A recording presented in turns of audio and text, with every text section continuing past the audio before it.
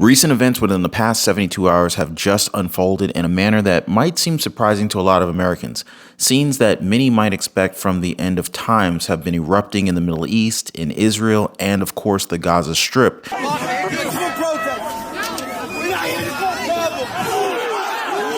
While we often hear about the turmoil and the strife in far-off lands, it's now very important to recognize that very similar scenes are unfolding right here on U.S. soils. I'm talking about cities like New York, Chicago, and New Orleans. They have all become very unexpected epicenters of protests and attacks, guys. And in the past 72 hours, the United States has witnessed a series of protests and attacks in cities like New York, Chicago, and New Orleans. What started as localized demonstrations have now escalated into widespread unrest. In New York, iconic landmarks such as Times Square have become a backdrop for intense standoffs between protesters and law enforcement. A couple of days ago, I shared with you guys some of the new developments that have been released right here in the United States and in Gaza's Israel war, and the IDF officially issuing a warning calling on all the civilian population in the northern Gaza Strip to evacuate. Iranian foreign ministers launched a scathing attack on the United States and Israel, meanwhile addressing the United Nations General Assembly. And presently, there are reports from refugees who have recently arrived in the United States expressing their apprehensions, their concerns about personal safety while residing here on American soil. Their concerns stem from the ongoing events unfolding in the nation, which have left them feeling uneasy about their security here. Now, in the following sections, I want to share with you guys some of the latest and some of the most compelling video footage regarding these developments. And it's very important to note that some of this footage, it might be a little bit emotionally charged and definitely intense. However, I do personally believe that we do need this information. And if you find value in staying informed and you appreciate the updates that I bring, please drop a quick like for the video. It really means a lot to me. It's just a small gesture, but it makes a huge difference. And beyond that, to stay up to date with all the latest information, feel free to hit the subscribe button and to turn on that notification bell. It's totally free. Chicago, known for its vibrant culture and art, it's now finding itself grappling with the aftermath of violent clashes in the streets. Meanwhile, New Orleans, very famous for its music and its festivals, has experienced unprecedented levels of turmoil. The sheer scale of these events is literally striking, guys. Protests, initially peaceful, have taken a violent turn, leading to injuries and property damage. The events are taking place on U.S. soil, a fact that has left many citizens bewildered and concerned about the state of our nation.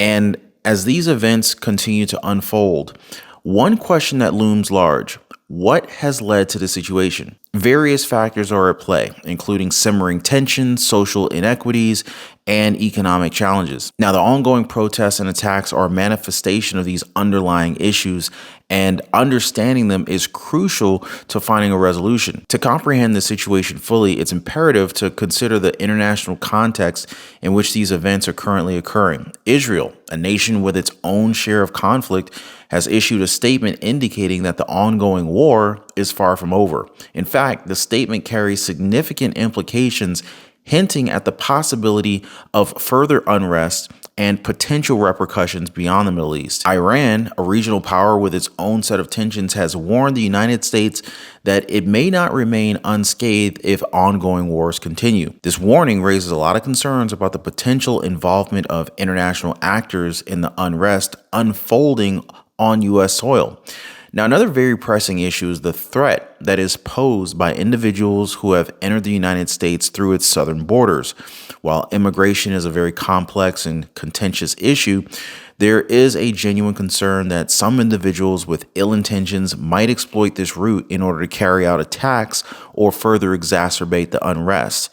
And beyond that, recent events in Russia have added yet another layer of complexity to the international context. In an airport in Russia, an airport was overtaken by pro-Palestinian protesters who were targeting Jewish refugees on the runways. And this event just underscores the global nature of the conflict and the potential for it to spill over into unexpected regions.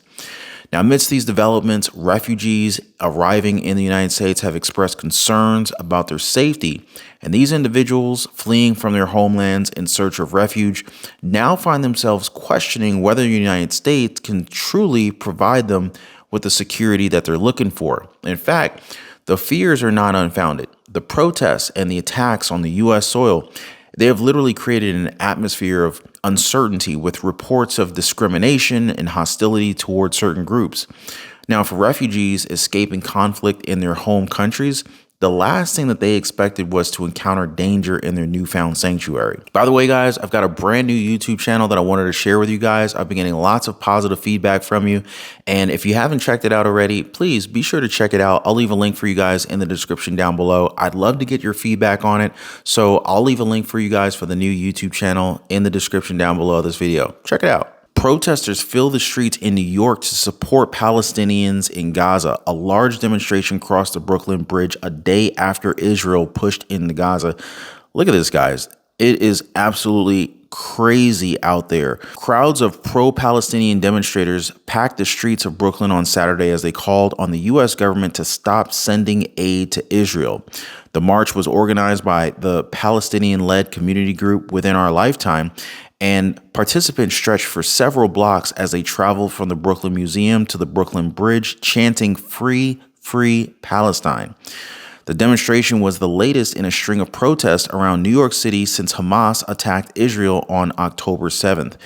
Saturday's march took place a day after Israel's forces began what Prime Minister Benjamin Netanyahu of Israel called the second stage of the war. The museum has a large outdoor plaza, and it has been the site of several large-scale gatherings, including Black Lives Matter demonstration back in 2020 that drew more than 15,000 people. And standing outside the museum, Hani Barakat, 34, said that she had family in Gaza and that some had been killed during recent airstrikes. It has to stop. The protest prompted the police to shut down several blocks of the Eastern Parkway. Helicopters and drones hovered above the crowd. The crowd waved banners and held signs that bore messages including "We demand a free Palestine" and "Let Gaza live." At the Brooklyn Bridge, a few people scaled a metal support structure and unfurled Palestinian flags, prompting protesters to erupt into chants of "Gaza, Gaza, Gaza." The demonstration began to thin out as it crossed into Manhattan and daylight faded. Just before 7 p.m., the crowd streamed through Soho. The Muslim call to prayer echoed through the streets, and event organizers instructed everyone to stop marching to allow time to pray. And it's not just New York where this wild protest is taking place. We've also got what's going on in Chicago. Protests are taking place today. Demonstrators demand a stop to airstrikes in Gaza as Hamas-Israel war continues. Take a look here, guys. Crowds with the Chicago Coalition for Justice in Palestine started a march through downtown streets on Saturday afternoon. The group, which Chicago police consists of about 5,000 people, has been protesting against Israeli airstrikes over the Gaza Strip. The demonstration began at 151 East Wacker Drive around 2 p.m. The crowd made its way through the loop to South Clark Street and West Ida B. Wells Drive by 5 p.m. Protests came as Israel on Saturday expanded its ground operation in Gaza, sending in tanks and infantry backed by massive strikes from the air and sea. Israel's defense minister said that the ground shook in Gaza and that the war against the territory's Hamas rulers had entered a new stage. And in recent times of uncertainty and unrest, guys, knowledge is power. Staying informed about the situation, it's not just a matter of curiosity. It is a critical step toward ensuring the safety and the security of individuals and communities. Understanding the root causes of the protests and the attacks, as well as other international implications, allows us to make very informed decisions and advocate for solutions. Now, the video footage emerging from these events, it is intense, and at times it is disturbing. However, I think it serves as a stark reminder of the gravity of this situation. We can't afford to just turn a blind eye to these events that are unfolding right here on U.S. soil. Ignorance only perpetuates the cycle of unrest and violence. So by actively engaging with the content, viewers can actually gain a firsthand understanding of the situation, Liking and subscribing to channels that provide updates and analysis can ensure that reliable information continues to reach the public. It's a small but impactful way to contribute to awareness and potentially influence some positive change. The recent protests and the attacks in the United States are a stark reminder that no nation is immune to conflict and unrest. Understanding the situation is the first step toward finding solutions and ensuring the safety of all citizens, including refugees seeking refuge on U.S. soil. Now, as we navigate these very challenging times, it is very crucial to stay informed, engage with reliable sources of information, and to advocate for peaceful solutions. Now, the events of the last 72 hours have literally shown us that we must remain vigilant and united in our pursuit of a safer and more equitable future. Ignoring the situation is not an option. It is our collective responsibility to address it.